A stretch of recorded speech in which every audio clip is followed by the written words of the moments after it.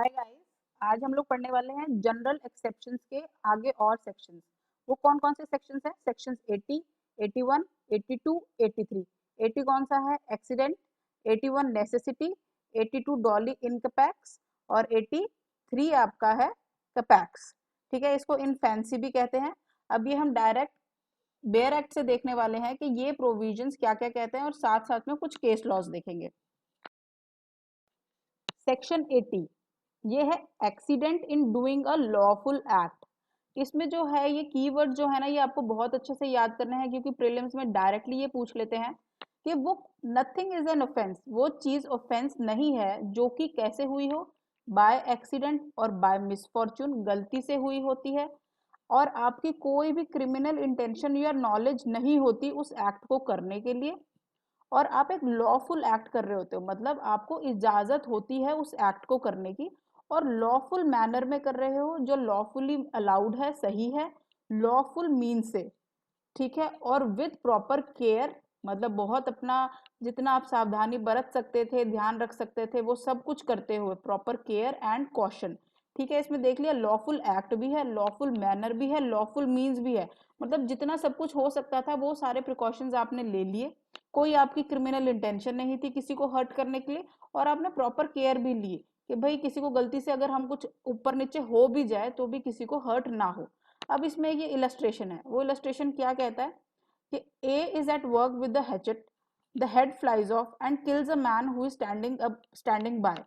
ए जो एक बंदा था वो काम कर रहा था, और उसका जो हेड जो था, जो काम करते हुए हमारे जो वो प्रिकॉशन अपने हेड को सेव करने के लिए लेता है, वो उड़ जाता है, और एक बंदा जो साथ में खड़ा था उसको चोट लग जाती है। Here, if there was no want of proper caution on the part of A, his act is excusable and not an offense. हमने पहली वाली पीपीटी में देखा था ना, एक्सक्यूजेबल कौन सा है, जस्टिशिएबल कौन सा है, जस्टिफाइबल कौन सा है। तो ये वाले जो एक्ट्स होते हैं ये आपके एक्सक्यूजेबल है। ठीक है ना। अब ये क्या कह रहा है कि उसने प्रॉपर केयर एंड कॉशन लिया हुआ था, उसकी कोई गलती नहीं है, ए की कोई गलती नहीं है कि कैसे वो आदमी मर गया, लेकिन फिर भी मर गया। अगर मर जाता है और ए ने अपना सारा काम किया था कि लॉफुल एक्ट भी था, लॉफुल मैनर में भी था, लॉफुल मीन्स भी था, प्रॉपर केयर एंड कॉशन भी था, जैसे यहाँ लिखा हुआ ना, no want of proper caution on the part of A, तो जो उसका एक्ट है उसकी उसकी कोई गलती नहीं है, वो कोई ऑफेंस नहीं है। ठीक है, अब हम देखते हैं कि आगे ये क्या कहता है।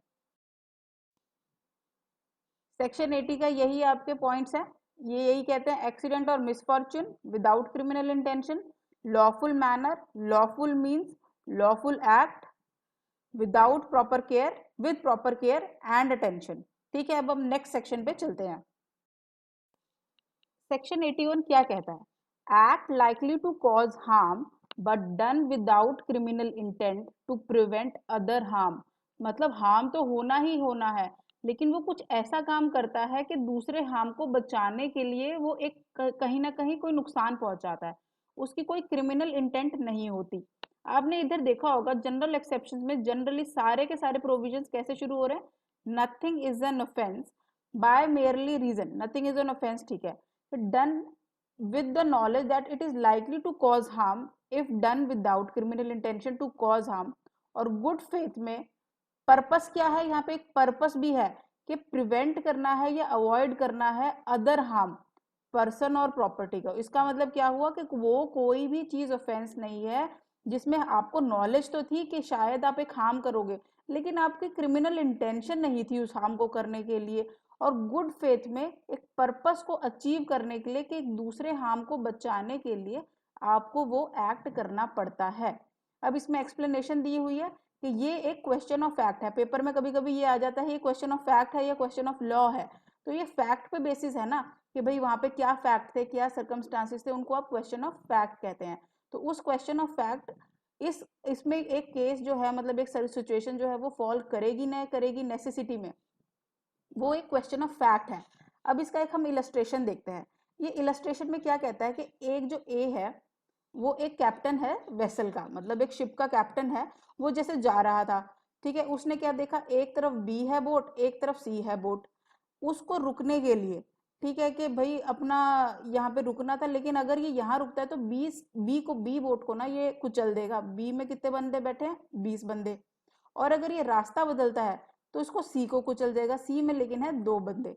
अब क्या है, हमने क्या देखा है कि इसमें भी देखा ना कि to prevent other harm, act likely to cause harm to prevent other harm. अब ए को हार्म तो करना ही पड़ेगा, या तो 2 बंदों को मारे या 20 बंदों को मारे। तो ए क्या करेगा कि भाई कम से कम 18 लोगों की तो जान बचेगी ना यहाँ पर। तो ए ने अगर चाहते हुए भी, मान लो कि ए ने सोचा कि मैं इसको भी बचा लूं, लेकिन अगर चाहते हुए भी गलती से इसको अगर कुचल भी दिया तो भी ए की कोई गलती नहीं होगी, क्योंकि इसमें एक ए ने बड़े हार्म को बचाने के लिए ये एक्ट किया है। ठीक है, अब हम कुछ और एक बहुत ही इंपॉर्टेंट एक इसका प्रोविजन देखते हैं, एक केस लॉ देखते हैं जो बहुत ही ज्यादा इंपॉर्टेंट है। Queen versus Dudley and Stephens. ये केस क्या है, इसमें क्या था कि 2 सेलर्स ने अपने कैबिन बॉय को मार कर उसकी फ्लैश को खा लिया।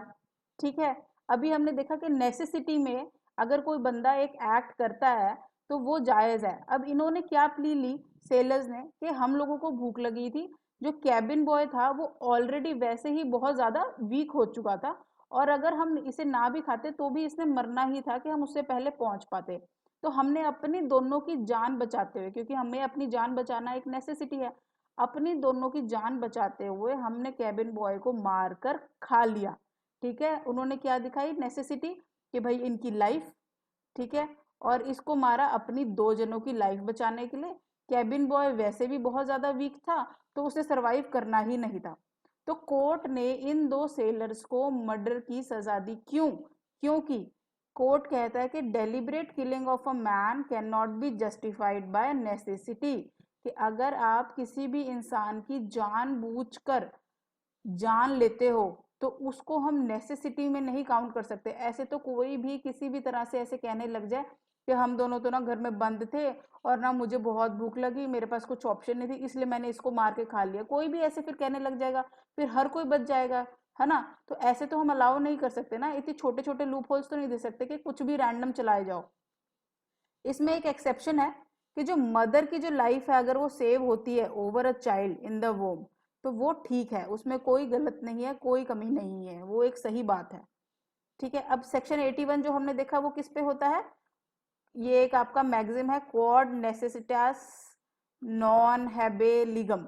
ये कहता है नेसेसिटी नोज नो लॉ, कि अगर आपका कोई भी बहुत ज्यादा नेसेसिटी हो जाती है तो कोई भी लॉ को वो नहीं जानता, उस टाइम आपको कानून को अपने हाथों में लेना ही पड़ता है, लॉ को अपने हाथों में लेना ही पड़ता है। जैसे हमने देखा था कि ए ने सी बोर्ड को कुचल दिया, उसके 2 बंदे अगर मर भी गए, उसने मारा तो सही, मर्डर तो किया, लेकिन इसने एक बड़ा हार्म को बचाया। जैसे कि doctrine of necessity applies only where, कहां पर, जहां पर it is to be preserve greater than the smaller.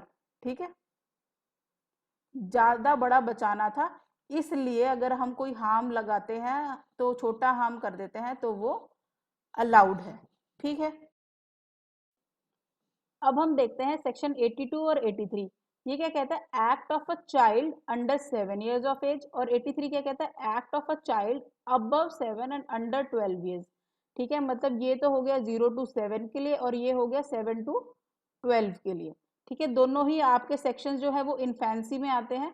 Infant मतलब छोटा बच्चा, इसको पता नहीं है, 12 साल के बच्चे को अभी पता नहीं होता कि जो वो एक्ट कर रहा है वो सही है या गलत है, इसलिए इनको जनरल एक्सेप्शंस में रखा गया है कि वो एक्ट जो वो करता है उसको लाइबिलिटी से बचाव होगा या नहीं है देखने के लिए। और इन दोनों को अलग करने का भी एक मकसद है, उसका क्या है, nothing is an offence, nothing is an offence which is done by a child under 7 years old. इससे क्या होता है कि छोटा बच्चा जो 7 साल से छोटा है या 7 साल का भी है, वो बच्चे ने अगर कोई भी ऑफेंस करता है तो उसको कभी भी सजा नहीं मिलेगी, किसी भी ऑफेंस की सजा नहीं मिलेगी, कुछ भी कर सकता है वो। अब लेकिन 83 क्या कहता है, act of a child above 7 and under 12। ठीक है, 7 to 12, इसमें भी यही हो गया कि nothing is an offence which is done by a child above 7 years of age and under.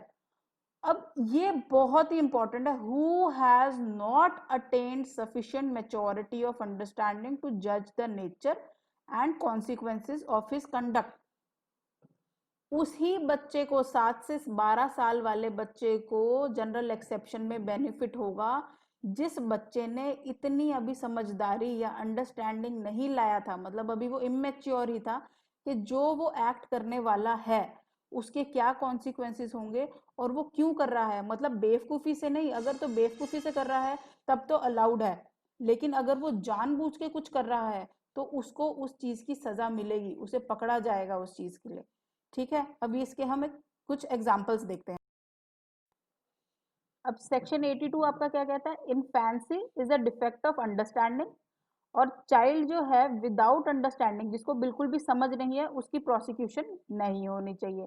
जो सेक्शन 82 था, जो 0 से लेके 7 ईयर्स के बच्चों तक की बात करता है, वो एब्सॉल्व करता है बच्चे को टोटली, मतलब कोई भी उसे सजा नहीं है। उसके लिए ये वर्ड जो है ना डॉली इन कपैक्स, ये भी कहीं बार ना आपके प्रीलिम्स में आ जाता है कि ये क्या है, इसका मतलब क्या है। तो जो सेक्शन 82 है वो आपका इसमें लगता है इन बच्चों के ऊपर 0 से 7 ईयर्स के लेके, जिनको बिल्कुल भी समझ नहीं है कि हम जो कर रहे हैं वो क्या है, तो इसलिए उनको कभी सजा नहीं होती, क्योंकि वो पोजेस नहीं करते एक प्रॉपर अंडरस्टैंडिंग कि जो काम कर रहे हैं वो सही है या गलत। अब जो सेक्शन 83 है वो पार्शियल इम्यूनिटी देता है कि भाई चेक करेंगे बच्चे को समझ है या नहीं, ऐसे ही नहीं कि बस दे दिया। ठीक है ना। तो जो 7 to 8 ईयर्स ऑफ 12 ईयर्स के बच्चे जो हैं क्वालिफाइड है बेनिफिट लेने के ऑफ डॉली इनकपैक्स, मतलब बोलने के लिए कि भाई मैं तो बिल्कुल बेवकूफ हूँ, मेरे को तो कुछ नहीं आता, अगर वो प्रूव कर दे कि उसने अटेन नहीं की है सफिशिएंट मेच्योरिटी और अंडरस्टैंडिंग, मतलब उसका अभी पता नहीं है कि जो मैं एक्ट कर रहा हूँ वो सही है या गलत है या कैसे भी है, तो उन केसेस वालों को ही सिर्फ डॉली इनकपैक्स मिलेगी। नहीं तो जिनको समझ आ जाती है उनके लिए हम यूज करते हैं डॉली कपैक्स। अगर मतलब इस एज ग्रुप में या कोई भी जो भी समझदार है जिसको अंडरस्टैंडिंग है कि मैं जो कर रहा हूँ मैं वो जानबूझ के कर रहा हूँ, या मैं इसलिए कर रहा हूँ ताकि मैं उसका मार दिया मैंने उस बंदे को ताकि मुझे उससे छुटकारा मिल जाए, या मुझे रिवेंज लेना है, या मैं इससे भाग जाऊं उसको मार के ताकि मुझे सजा ना हो, उसको आप डॉली कपेक्स कहते हैं। और जिस इंसान को बिल्कुल भी समझ नहीं होती उसको डॉली इनकपैक्स कहते हैं। इसमें एक हम ये केस लॉ लेंगे, उल्ला वर्सेस किंग। इसमें क्या था, एक्यूज जो थी वो एक लड़की थी 10 साल की। ठीक है, जो उसके ना फादर इन लॉ और उसके हस्बैंड ना उसे बहुत डांटते थे और पीटते थे। ठीक है, थोड़े दिन के बाद उसने क्या किया, अपने हस्बैंड के ना गले पे बहुत एक किसी नोकीली चीज से मार दिया जब वो सो रहे थे, जिसकी वजह से उसके हस्बैंड की डेथ हो गई।